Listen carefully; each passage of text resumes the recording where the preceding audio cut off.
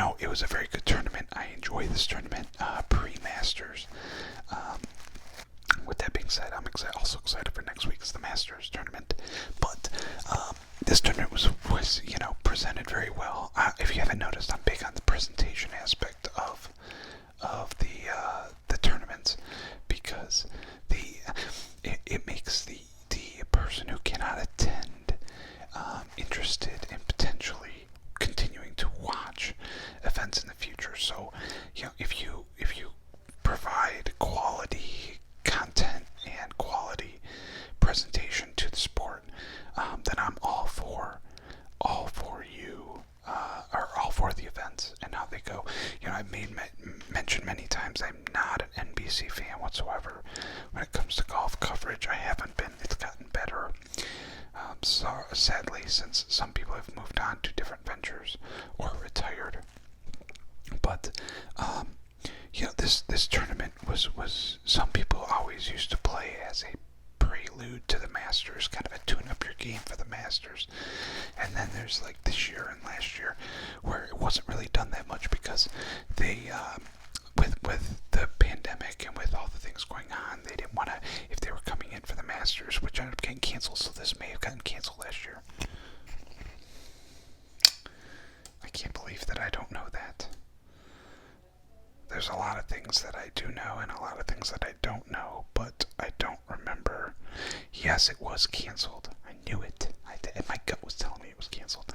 Anyways, the reigning defending champion was Charlie Hoffman. I call him Garbage Man because he is sponsored by Waste Management. The reigning champion's Corey Connors. I read it wrong. Corey Connors. I like Corey Connors. Corey Connors, good golfer. Good old Charlie Hoffman was the runner-up last year by 2 strokes. He was at 18 under par. He was at 18 under par last year, lost by 2 strokes to Corey Connors. Funny, this year he's the runner-up again and lost by 2 strokes to your winner, Jordan Spieth, hometown hero Jordan Spieth. At 16 under par. Jordan Spieth won at 18 under. Charlie Hoffman was 2 strokes behind him at 16 under. So it really made me chuckle when I saw that, because how funny is that? That same course you play really well at, back-to-back, times you're there, you play really well, but just not good enough. I will also say that I was watching the coverage today, early on, and at one point, I think it was on the par 4 fourth, Jordan Spieth had about a 6-ish footer for par. It was either the par 4 fourth or the par 4 fifth.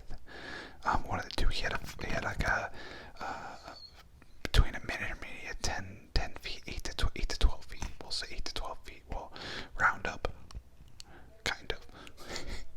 And he had about 8 to 12 feet and for par, and he drained it. And I said to my wife sitting next to me, I'm like, he's gonna win the tournament. She's like, he's on the 5th hole or 4th hole.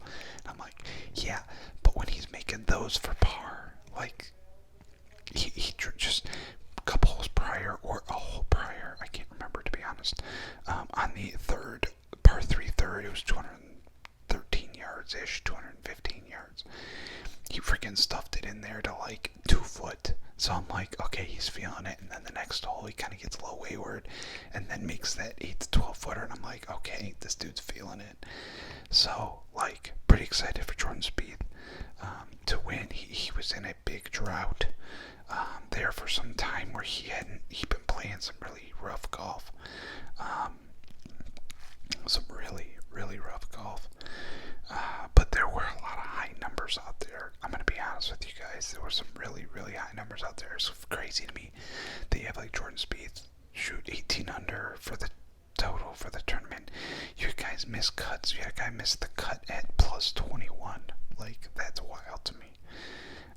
And coming out of the weekend, the lowest score of anyone to play the weekend, not that I'm trying to highlight the negative here, but the lowest score, or the highest score coming out of the weekend, was plus 8.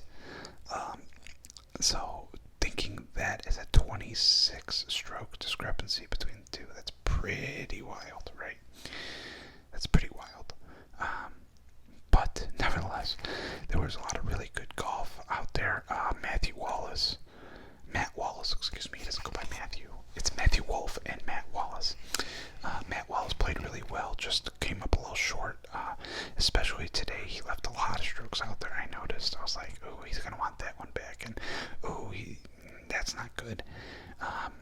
It was actually quite funny because I've been in some of my spare time, which isn't much, but when I need to really decompress and just take my mind off things, I'll go and load up the PS3. Yes, I'm 8 years behind, but I don't have time to video game, so when I do, I just use what I got. And I was playing the Tiger Woods 12, the Masters game. Yeah, that's showing my age. And was playing that, and I actually just finished a tournament at TPC San Antonio, which is where this event was played. So I got kind of a preview of the course. Not that it's exactly the same. Don't think it was exactly the same, but I got to kind of get the gist of the course and see what was going on, how people handled it, what was where, hole numbers, etc. Crazy thing, I ended up shooting in the tournament that I won, which was the Texas Open on there, which is, the Valero Texas Open. I think I shot, what was it, 10, 7, 7, 6, so 7, 14, 20, 30 under. I think I shot 30 under. Now granted, it's a video game, what do you expect, right? And I think I won by 22 shots, which is pretty crazy. But that's nevertheless. Funny thing is, my 30 under definitely beat the tournament record. Too bad I can't give it on the plaque. Now, the tournament record held is from 1955 in relative to par. 1955 by Mike Suchek. No idea who he is, but anyways, Mike Suchek, big shout out to you today. You shot 27 under par in that year's Valero Texas Open. So mad props to you. Looking more at the leaderboard, you had Jordan Spieth 1, Charlie Hoffman 2 shots back at 2. Matt Wallace was 4 shots back in 3rd. Lucas Glover, major winner. Lucas Glover, he was 6 shots back at 12 under in 4th. And Anirban Lahiri, he was 8 shots back in 5th. Now just rounding out the rest of the top 10, Brant Snedeker, Chris Kirk, Gary Woodland were all tied for 6th at 9 under. A couple really good golfers in there. And then tied for 9th, you had Patton Kazire, Sebastian Munoz, and Cameron Tringale. Now Cameron Tringale, I think, was the day 1 leader, shot 66. 66 on day 1, which is really good. I think he was the leader after round 1. Some other big names in here. Matt Kuchar, he was tied for 12th at -7. Corey Connors, prior winner, -6, tied for 14th. Ricky Fowler actually played decent this week. No offense to Ricky Fowler. I'm a big Dick Fowler fan, but his 76 on day 1 really took him out of things. But he came back, tied for 17th. Camilo Pachegas, it's really nice to see him back from his shoulder injuries. He's played the last few weeks on the respective they had the WGC last week, and they had another WGC event earlier on, and he did not play in those, of course, because he's not top 50 in the world, but he was one that I was really into when I was really growing up in golfing, high school and college. He was very popular for his spider green reading. He'd hold the base of the club up right above the head. Like the head would be here. He'd hold the very base of the shaft, and he'd get down with a foot in the air and stare at the green level to read it. It was pretty wild and revolutionary and captivating to all the young audience. Keegan Bradley, major winner. Dickie Matsuyama, major winner. Both Keegan at 23rd and Matsuyama at 30. So that was some of the players in there. Now most of these guys will be in the Masters next week, which I'm excited. And I don't know how you can not think that Jordan Spieth will be a top contender next week. He's played really, really good golf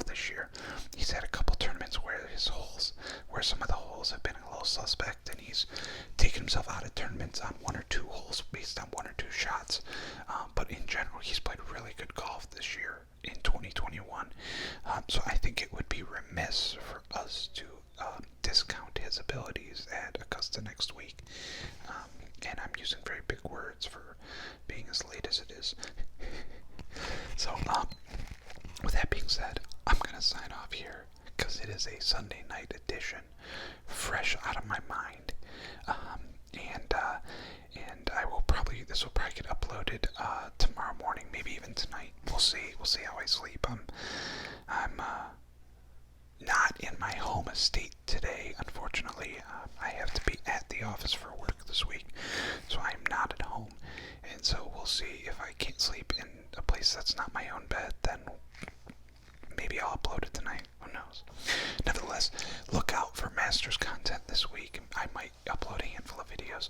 Make sure you go out and check out the What's in My Bag update from a couple days ago. I did add a